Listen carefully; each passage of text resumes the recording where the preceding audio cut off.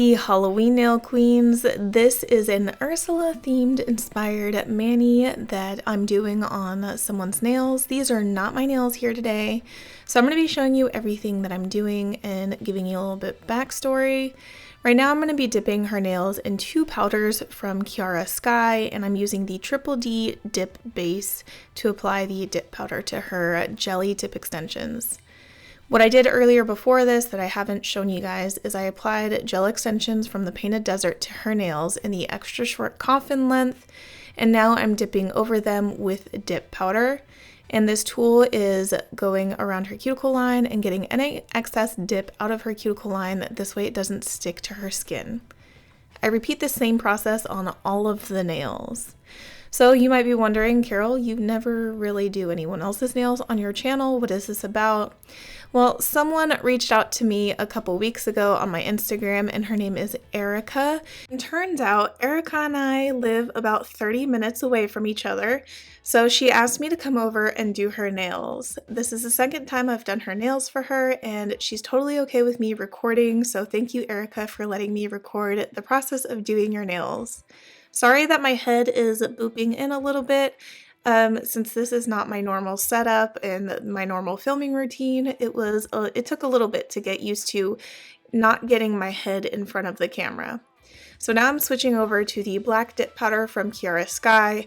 I will say I would not recommend this dip powder to really anyone. It did stain, which I'll show you how to clean that up, and it's harder to work with compared to a lot of the other small business black dip powders that I have.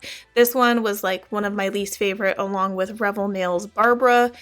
Not a black dip powder that I recommend if you want something easy to work with, but it got the job done for this Ursula themed inspired manicure. There's going to be a little bit of nail art and bling added later on in the mani, so I'm going to keep dipping her nails with the Triple D dip liquids and these powders, and I'll be right back.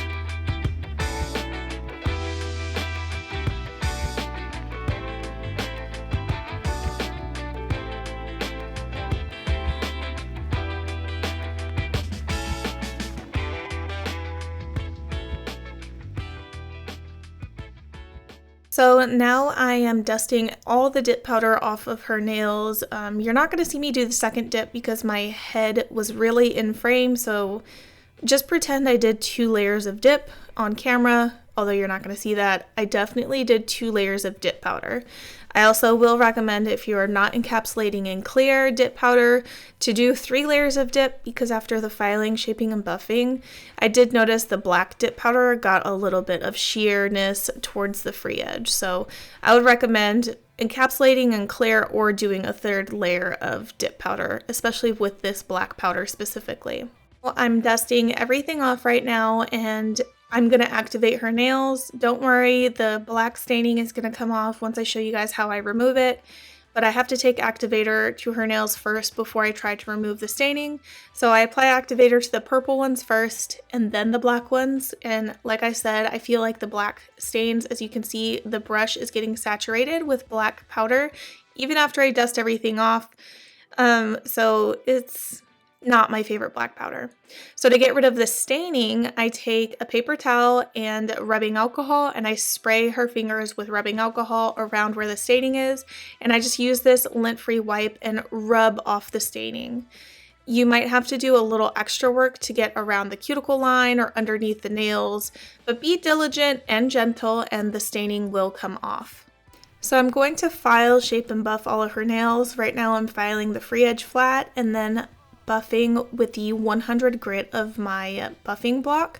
That is the gritty side, the more rougher side. So it's going to smooth everything out. And then I go over to the 180 side of this buffing block and just really smooth it out nicely to get rid of any excess scratches that might be on the nail. I do plan on putting lots of gel on top of this because I'm going to be doing some designs with gel and gemstones and stuff like that. So I don't want it to be too smooth, but I definitely don't want any lumps and bumps that are visible, because if you work with matte top coats, which I will be pretty soon, the matte top coat really shows any imperfections, especially if you're working with like a black dip powder. They're very visible. So I'm going to continue buffing until everything is smooth.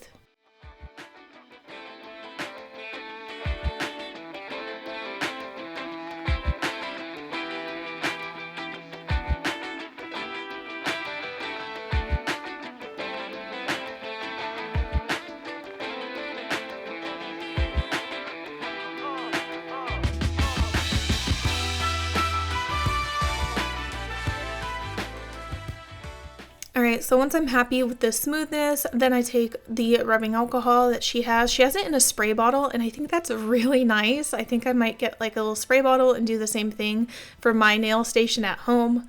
And I just wipe off any excess dust, and then I have her go rinse off her nails in the sink as well. When she came back, then I took the Young Nails Protein Bond and I applied a layer on the nails where I plan on putting gel on top. The protein bond is basically going to help the gel stick a lot better to the dip powder, so that's the importance of me putting that here. Then I have the Velvet Matte Top Coat from the Painted Desert, and I'm going to apply a layer of this to the two purple nails because I plan on doing some like little art on top. On this nail specifically, it's going to be a seashell design, so in order for the seashell look to be visible, I need a matte base, because I'm going to be doing the seashell design in this glossy rubber top coat. So I like the rubber top coat from the Painted Desert because it's a thicker top coat. And I'm going to use the liner 12mm brush from the Painted Desert as well because their brushes are incredible, great for nail art. And then I'm just basically going to, from the free edge to 3/4 of the way up the nail, paint a seashell design in the clear top coat. Because I didn't have a gel paint that was purple like her dip powder, I felt doing it in clear was the best way to make it look like it was matching her dip powder. So if you don't have liner art colors to match your base, just use a clear top coat. And then I'm going to glue on this little pearl to the top of her little seashell nail. So I'm taking this glue and putting it right here on the bottom flat side of the pearl, and then I'm going to stick it onto her nails. I will say that it wasn't like the easiest because it moves around a little bit, so that wasn't fun. So if you notice that the glue dries shiny, just take matte top coat and a liner brush and then just cover up where the glue dried that you can see it's visible, and then it'll completely disappear like if it didn't move around like crazy, which is exactly what I did. So this is what it looks like. I think the little pearl and the seashell is so freaking cute, especially for an Ursula mani. And then on this nail, I'm taking the rubber top coat and applying it to the nail. I am not curing this yet because I plan on taking like all these little seashell charms and stuff, and then like some matte black or shiny black and purple and amethyst colored little stones that we got off of Amazon, and basically doing a little side swoop and making it like oceany but like dark. And I think that's so cool, and it pulled this whole design together, and it also pulls in the purple from the purple nails.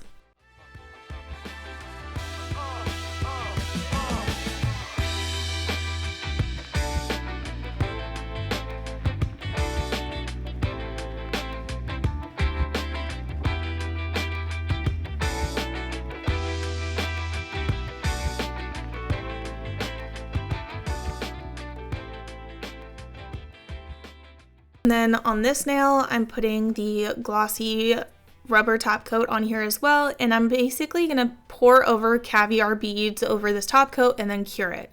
The caviar beads are clear, so it's going to cure perfectly when the light goes through the lamp, or the light goes through the beads, sorry, not the lamp. and it's going to cure the glossy top coat and hold everything together. So I've never used these Caviar beads before, and I think they're really, really cool for giving that textured look with still keeping the color that you had on your base poking through. So these are really, really cool. I'm just basically taking the tweezers and making sure that everything is nice and even on the sides, so when she's touching her nails, the sides aren't like lumpy and nothing is in her cuticles. So if you guys see me hopping back and forth, you're like, wait, I was just looking at her left hand, now I'm looking at her right hand, what is going on? It's because I'm doing the same things on each hand, and I'm just swapping back and forth, so you're basically seeing me do all the hands. So I'm almost done here. After everything is cured, I'm going to put a glossy top coat on her black nails, the ones that don't have anything on them, and cure that, and you guys are going to see the final reveal.